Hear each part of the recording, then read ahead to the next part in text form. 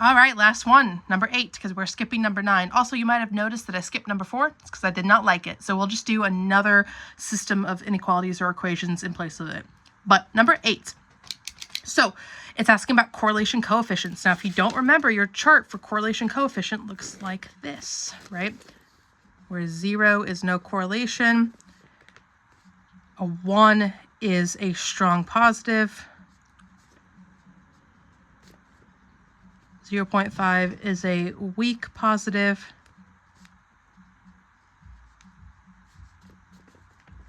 Negative 0.5 is a weak negative. And a negative 1 is a strong negative. Do not remember that. Write it down now because you definitely need to know this. So if you remember what a strong, weak, negative, and positive look like, right? Now we're going to interpret what's happening here. Well, first of all, it's a positive slope. It's going upwards as we go left to right. So we can go ahead and say no to A and B. That already gives you a 50-50 shot. So a correlation coefficient of 1 would be super, super strong. Notice how close these two are. But the difference between the two is that on here, we've got a couple that are a little off. Like if all the dots were right on the line, then that would be 1. But because we've got a couple that are a little off, that would make it a 0.98. All right.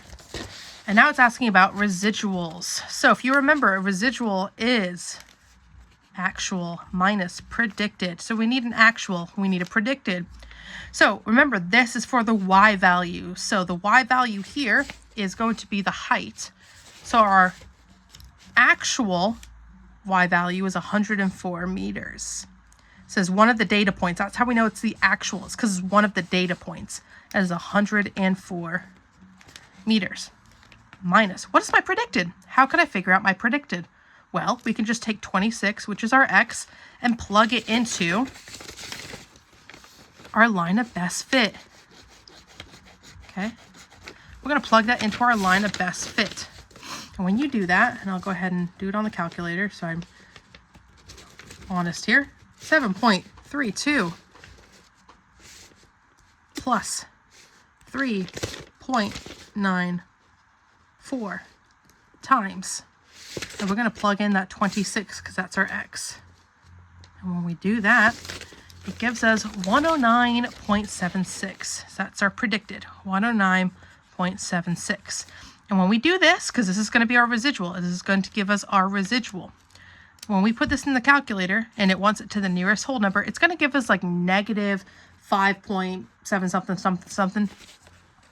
Let me give you the exact number here. So I'm do 104 minus 109.76 in the calculator. That does give us negative 5.76.